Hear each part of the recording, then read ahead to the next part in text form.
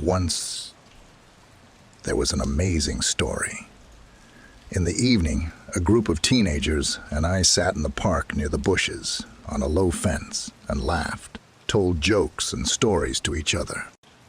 Suddenly, not far from us, long humanoid creatures appeared in some dark robes. Their faces were pale and elongated. These friends themselves were very similar to each other. I think there were 3 of them. They came up to us and began talking to us in some rattling voices. They tried to joke, laugh, and imitate our actions in every possible way. It was immediately noticeable that this was exactly an imitation of our conversation. For some reason, many of the guys fell silent and, looking down, were afraid to look in their direction, as if they expected something bad, not understanding why this was happening. To my surprise, I began to tell them that you are not like that. You're not real. We will not communicate with you. Even I began to mimic them.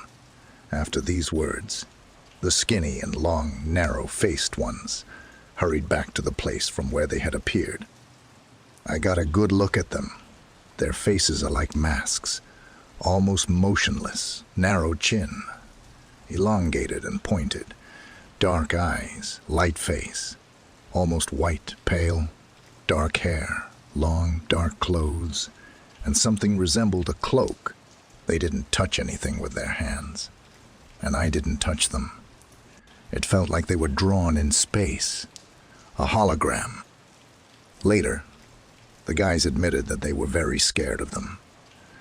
There was some kind of paralysis. They could neither run away nor move. They just looked down and shook with fear. These are the cartoons. Do you think it was contact or working out contact with people? It seemed to me that it is not clear who and how they were controlled, or they controlled themselves like that. Looked a little unreal, like mannequins, doll, But it is worth noting that if these were biorobots, for example, then, surely, after some time, their creators eliminated all errors and shortcomings. I'm sure if that's the case after all.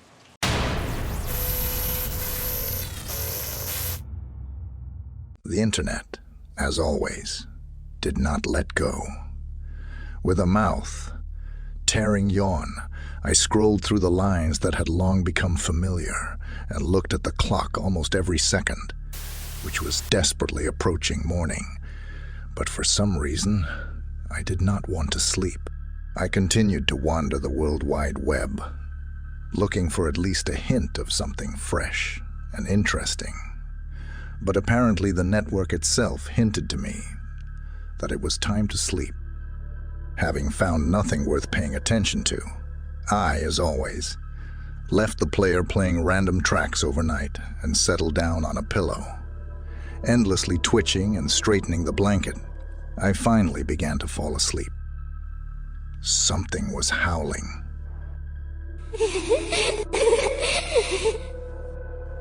Banging and rustling outside the window.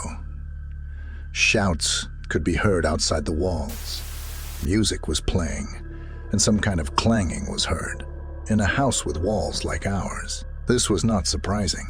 I seemed to enjoy these sounds through a light nap and continued to fall asleep more and more, feeling the numbness of my body. Suddenly, the door of the room opened slightly.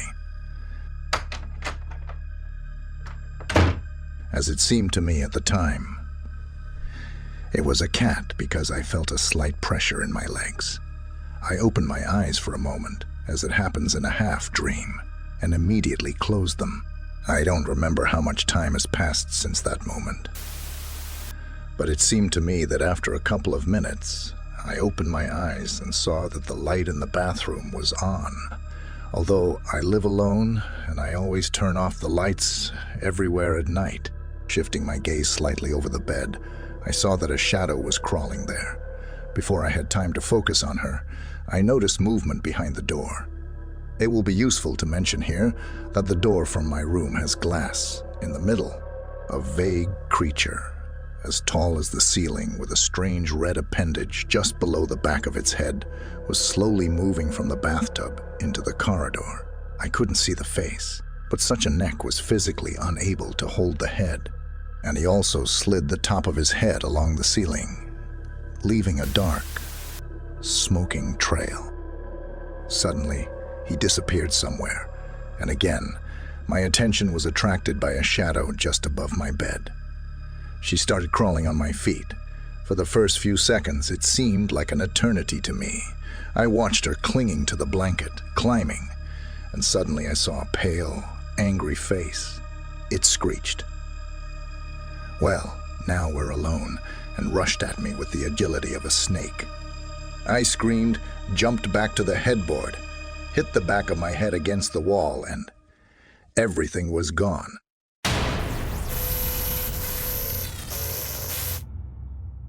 When I was 13 years old, my family and I bought an apartment. One day, Dad and Mom went to visit. I didn't want to go. 2 hours have passed. There is a knock on the door. I thought they finally came. I open. No one. It was getting dark. I was calling my mom. The subscriber was not available. I was calling my dad. The same thing. I felt a little scared, and I sat down to watch TV, and suddenly the lights go out. It was already 21:14. Winter. I was sitting on the couch in total darkness and shaking with fear. I think they would have turned on the lights as soon as possible. About 4 minutes later, there is another knock on the door. I, not seeing anything, get up and grope. I go to the door. I hear a crash behind me. I turn around. Everything is quiet. I'm opening the latch. No one. I became unbearably scared, and I started calling my mom and dad. Finally, Mom answered. "Hello." "Mom, where are you?" "I'm afraid." "Come home." "Daughter, we'll be late." "Okay, well." I was shocked. Mom didn't react at all to the words. I'm scared. I lit a candle. The flame flickered in different directions, as if in a storm, although it was standing still, and the windows were closed. It made me uneasy. A shadow passed quickly by me, and the candle went out. There was a lot of noise. Doors were opening and closing. Unable to stand it, I shouted, "Enough. Enough." Abruptly, everything went quiet. There was dead silence. Without thinking twice, I flew out of the house, knocking everything down on the fly. I met my mom and dad on the landing. They started shouting, "Why was your phone turned off? I've called you 5 times. I say, "Mom, you had your phone turned off yourself, and you said you'd be late." She shook her head and said she hadn't said it. And the phone was on. I briefly described what happened to me in the apartment. We decided to go to Grandma's. We quickly got into the car and looked at the window. The light was visible from the window. It turned off and on, as if someone was playing with it. When we arrived, we told Grandma everything. She said that her best friend lived there, but she died soon after. And now, this house is cursed. Everyone escapes from there. Then, everything got better. We went to pick up things in the morning and met the neighbors on doorstep. They said that there was such a roar at night that our ears hurt. Dishes were breaking, things were falling, etc. When we entered, everything was scattered. We told the neighbors what happened. They helped us pack our things, and we went to another apartment, and nothing happens there. It pleases